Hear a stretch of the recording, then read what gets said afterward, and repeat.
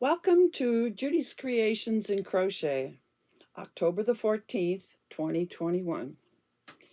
Before I get started with this week's episode, I have a couple of housekeeping things to take care of. First, last week I talked about a yarn from Yarn Art. This is the cake I had, and it's called Flowers. Whoops, I was right. Flowers Merino. And I said I purchased it at Hobium. And it turns out I didn't get it at Hobium. I discovered that when I went looking for it to give you the link. They do carry Yarn Art other flowers, but not the Flowers Merino. I apparently purchased this at Vilrita, and I did put the proper link to where I got it in the description box last week. So I just wanted to clear that up if somebody went looking in Hobium for it. Apparently not. The other thing I want to mention is I had somebody ask me if I sell my finished objects on Etsy. And I guess I didn't make it quite clear enough in my first episode that I don't have an Etsy shop, and I have no intention of getting an Etsy shop. But what I do have is a Facebook business page, and it's called Judy's Creations. That's why I stuck to that in starting my YouTube channel, but I had to build on the name. So if you go to Facebook and look up Judy's Creations, you'll see that I have photo albums. Click on the photos. You'll see albums of all the different things I make, like ponchos, shawls, scarves and hats, and so on. And if you click on the proper album, then you'll see the items in that category. And that's the best way to find things on my business Facebook page. And I have a link to that in the description box of every single video I do. So I would really appreciate if you would sometime go and check it out. And the other thing I want to point out about my Facebook page is that as a Canadian, my prices are in Canadian dollars, which works out to the benefit of most of you because right now, for example, the US dollar is 75 cents on our Canadian dollar, so you get a good deal on it. So I wanted to mention that. And the other thing I'd like to mention is I have never said a lot about thumbs up, comment, subscribe, and I really do appreciate every comment I get. And I intended in the first video to have everybody comment when they watched the video telling me where they were from. I'm really interested to know where my viewers are from. And of course, I hope you will subscribe and come back and see other videos. But I really would like to know who you are, where you're from. All right, let's move on to today's video, starting with, what am I wearing? Well, as you can see, I'm wearing a sweater with lots of sparkle. I think the sparkle is evident. And I don't make too many wearable items like sweaters and tops and that kind of thing, just because I'm a sewer, and I used to sew things for myself, and I was never happy with how they looked on me after I was done. But last winter, I decided to give this a try, and this is my very first attempt at making a sweater. And it was very, very straightforward. It's a sweater pattern I got from Hobie called Indradha, I think. I don't think I'm pronouncing it correct, but there's a link in the description box for you to find it on Hobie, free pattern. And this is to me was an interesting way to start to make a sweater because it's made all in one piece. Right, that's right.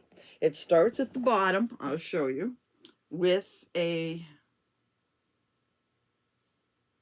ribbing, and that ribbing is made with front and back posts. Front and back double crochet. So it starts at the bottom and it works all the way up. You chain out. When you get there, you chain out for the sleeve on both sides. Keep on going. You chain and skip so many spaces to make the neckline. Keep on going down the back in reverse to what you did on the front. So when you're all finished, all you have to do is seam up here and down the sides on both sides. And it's just double crochets. Now they, in their pattern, I will tell you something I left out.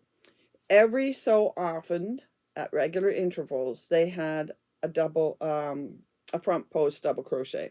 So it made a ribbing going down, and it even carried on into the sleeves. And I really didn't want that ribbing, and I'm not a big fan of front and back posts.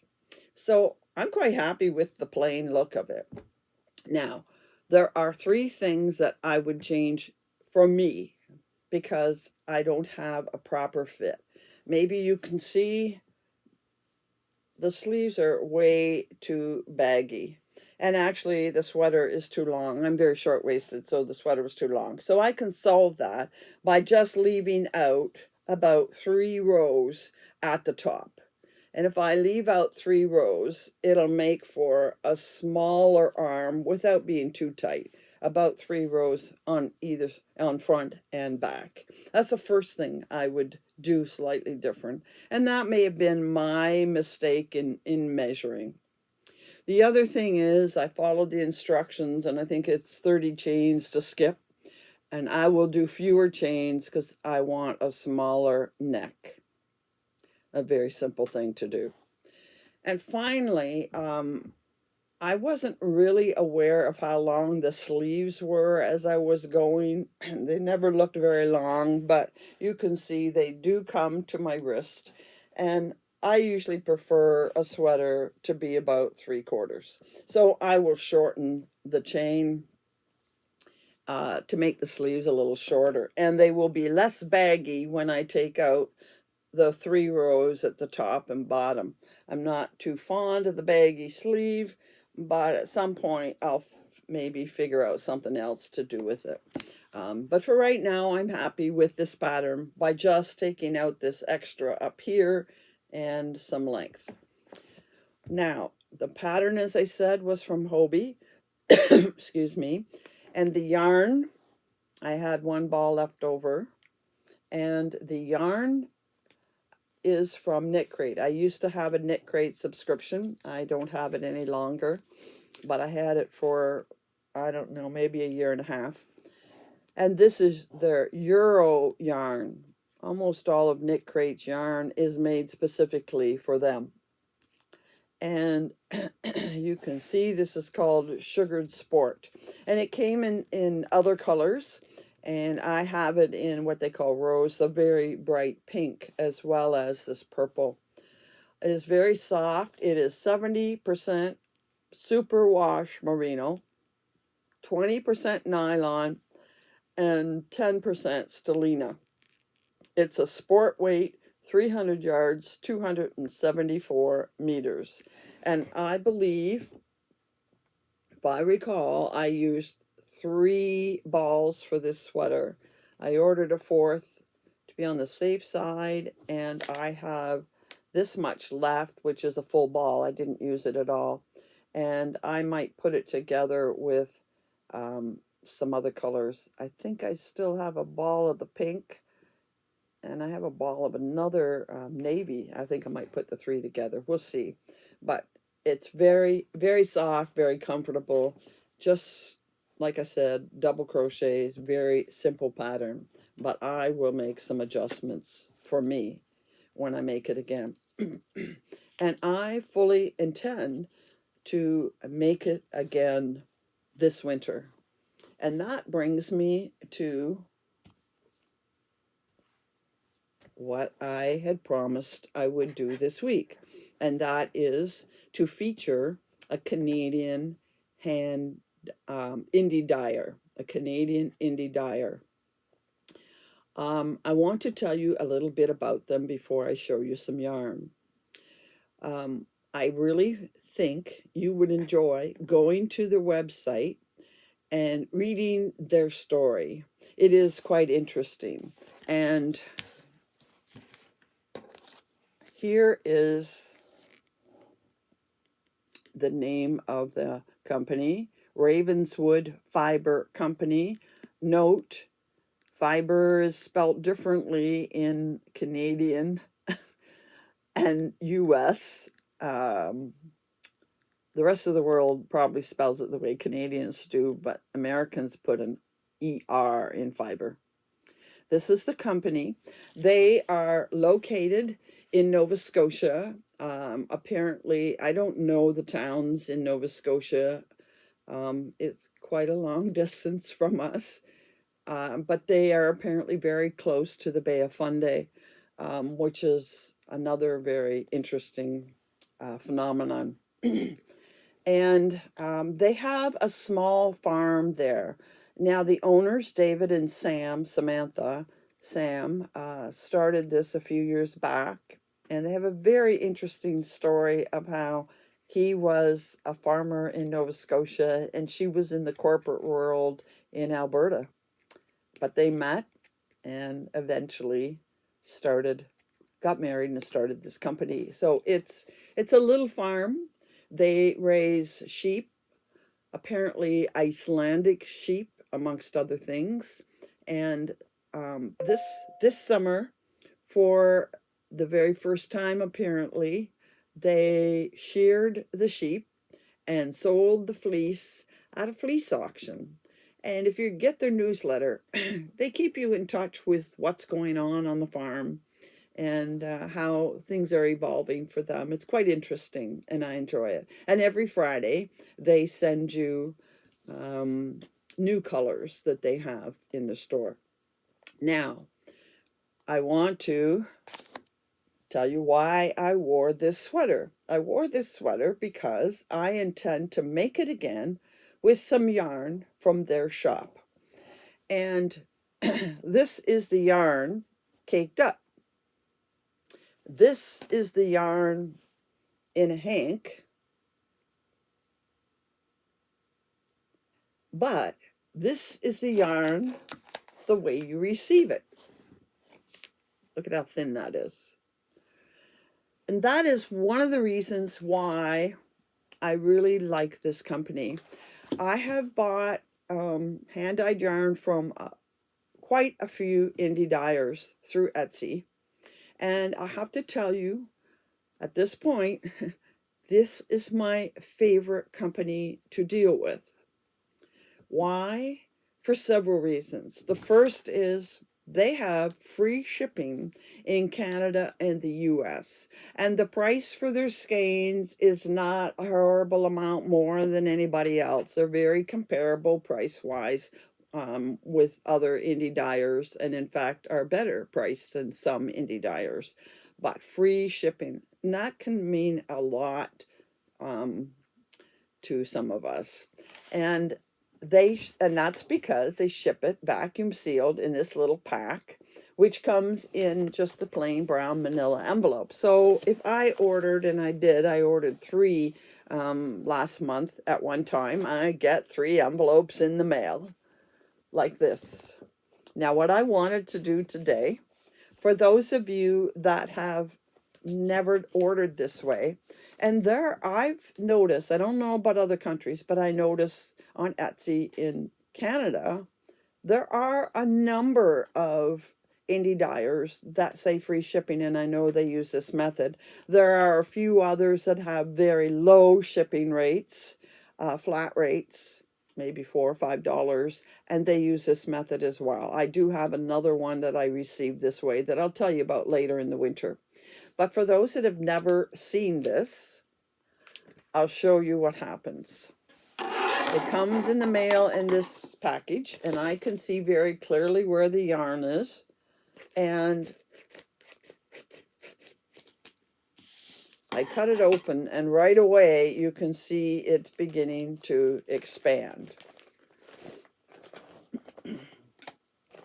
Then I reach in and I get the yarn out. As simple as that. And sometimes they have the tag tied onto it. This one they don't. But it's very easy to see they have tied it in a number of places.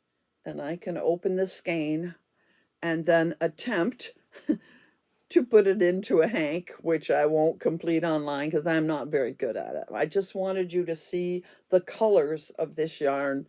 And although it doesn't have blue in it like I say I like, I still really, really like this color.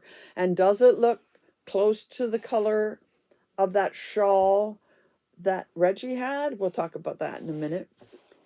So you can see the purples, and I don't know if you call that teal or aqua or turquoise, and there's some pink in it.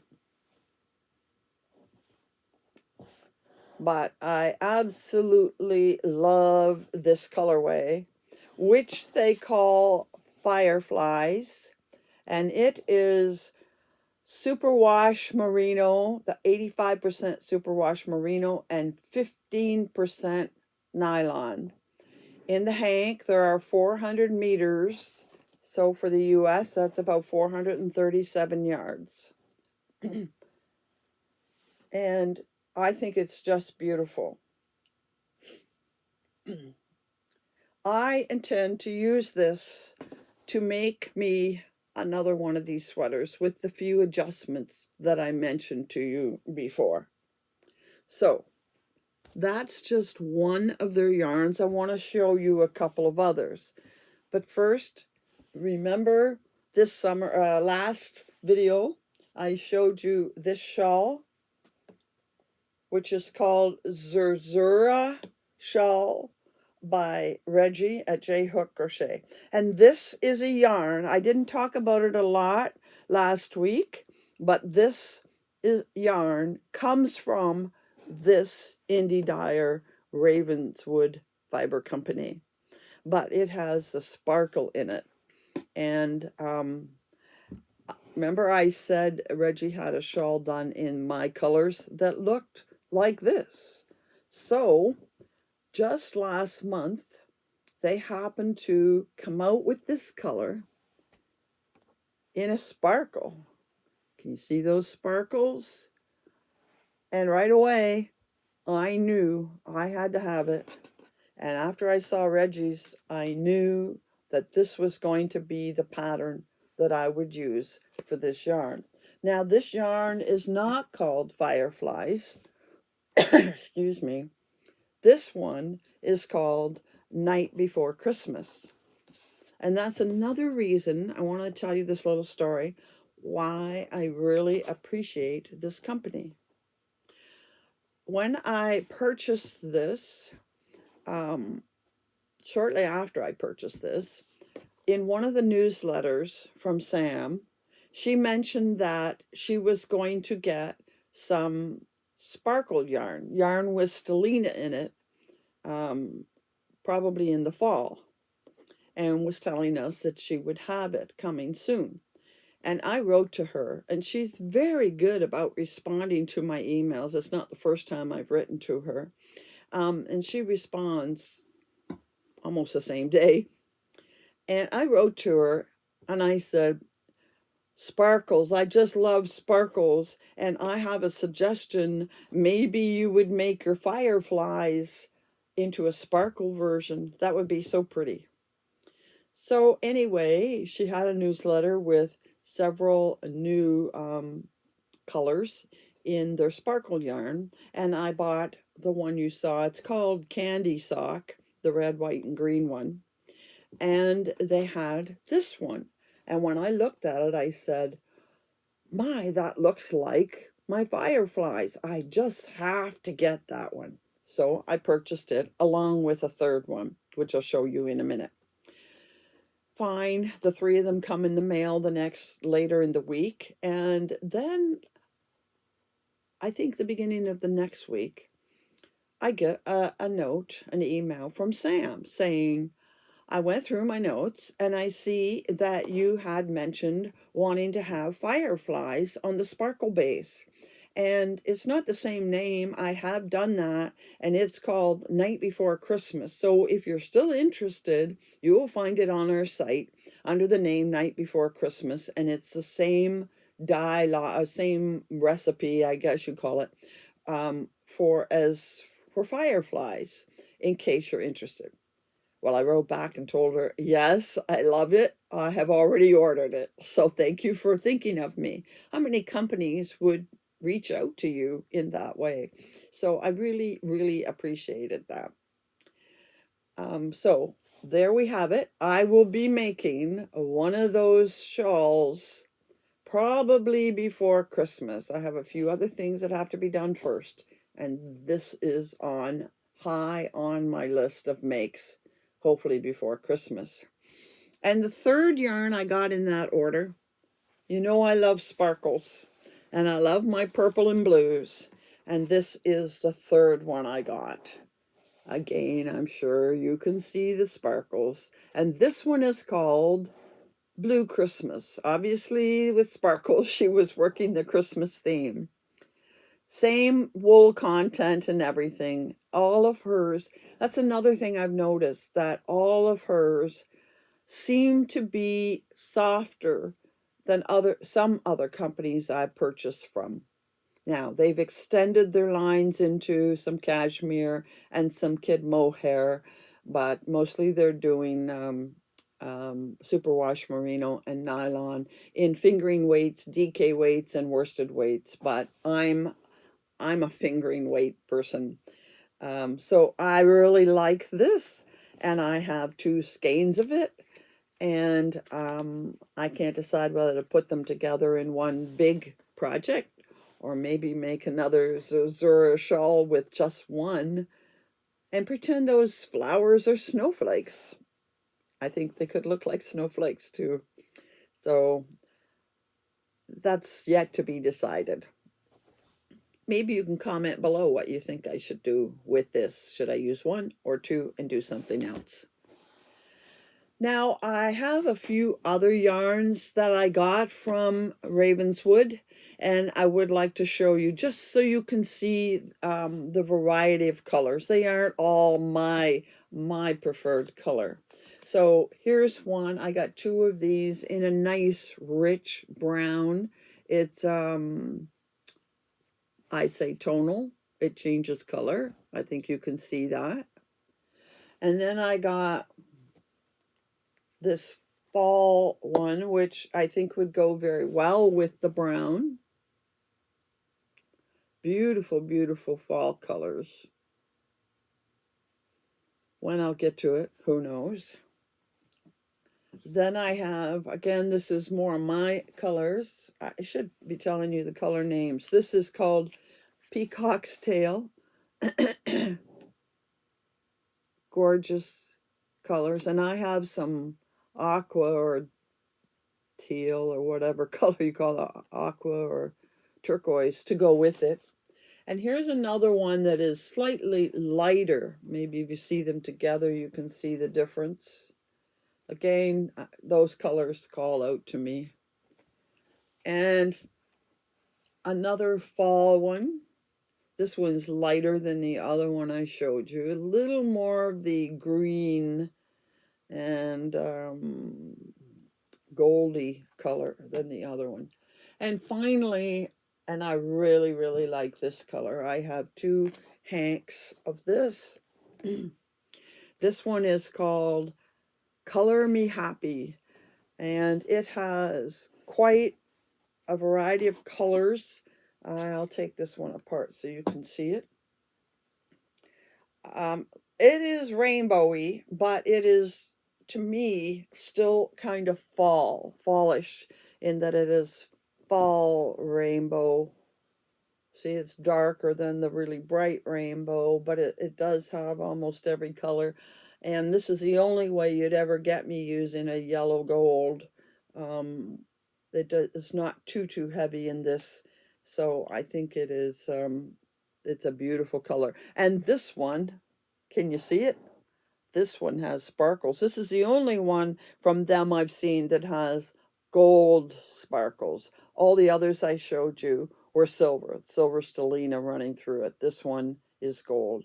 And again, it's gorgeous. I have no idea what I'm going to make with it yet. It probably won't happen real soon.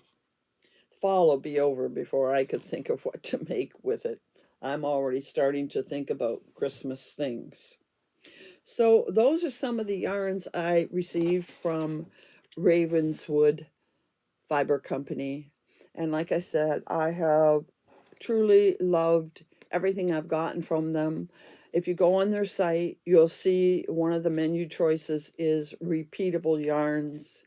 And I think that's because there are certain ones that they always are dyeing up, keep in stock. They have numbers on the cards at the bottom, and I'm gathering that means that they will always have those colors, and others are more a limited edition. So that's my feature of a Canadian indie dyer. I really hope you will give them a try. You won't be disappointed in their yarn or their service. Now, I wanted to show you a couple more items. You remember last week, I'm going to move over and bring in my model. I haven't come up with a name for her yet. I'm still back and forth between several names. But we talked about the Granny Merge as one I found this summer that I love, but we also talked about the virus and Granny Meets Virus. Well, this is a Granny Meets Virus as a scarf. I'm going to take it off and put it around her so you can see the full effect of this shawl. It is a full shawl. And I'll turn her around. She's catching on my chair.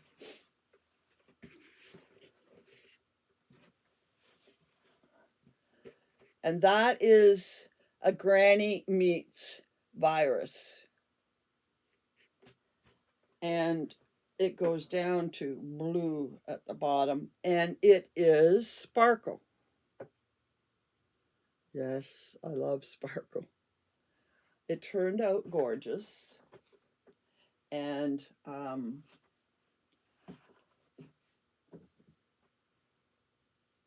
that's just to show you another version of all the ones I showed you last week.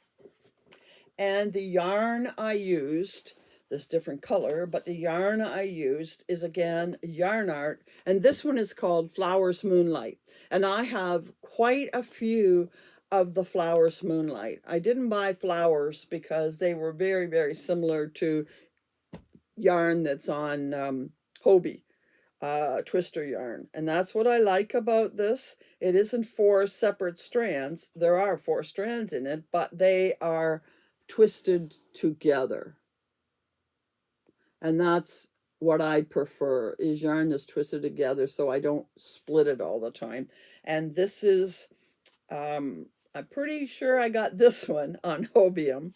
And it is 53% cotton, 43%, I'm going to guess that's acrylic, and 4% metallic polyester.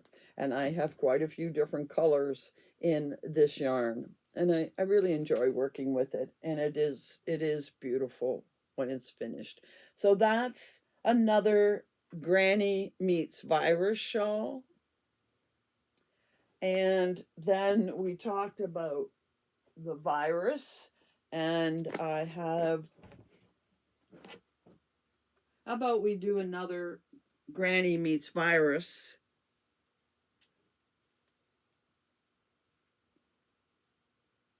Yes, I do like my purples, purple and gray, although I don't make everything purple.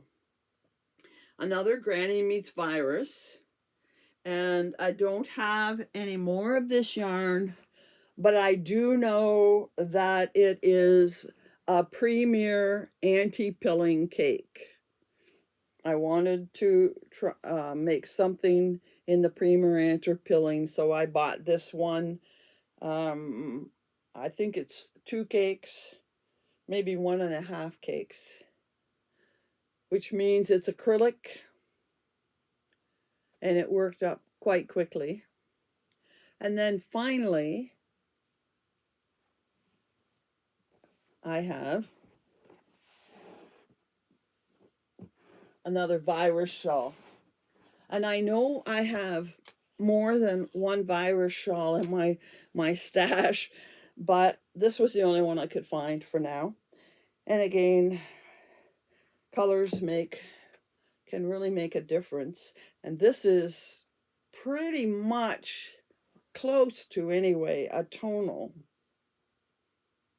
A good size. I can wear it as a shawl. And this was made, and again, I don't have a ball to show you, but this was made with Red Heart Unforgettable. And I'm sure most of you have heard of Red Heart Unforgettable and probably used it. And this was the colorway Petunia. And they still have it. I saw it when I looked it up the other day, and I will put a link to it down below, as well as a link to the Red Heart anti-pilling. Beautiful colors. I almost thought it was orchid, but it's sort of a pinky mauve. So that's a couple more of the very well-known virus and Granny Meets Virus.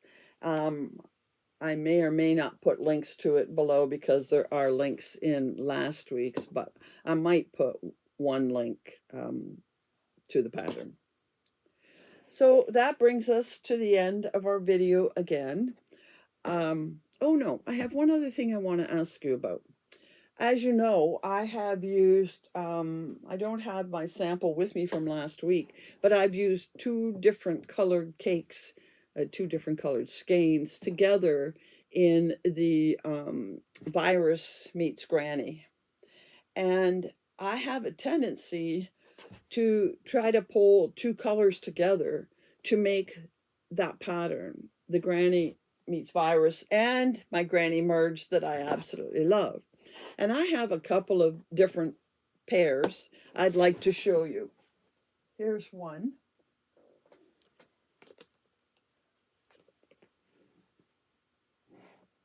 I really like those together.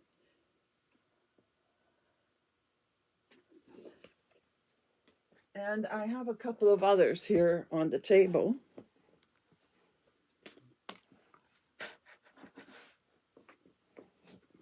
Here's another pair. And finally, these two. I have lots of others, but those are three that pop out at me right now that I would like to make something out of. But I'm thinking that how many Granny Merge or how many Granny Meets Virus shawls do I want? I'm interested in knowing, are there other patterns out there that you're familiar with that would use two colors together, a way of alternating the two colors?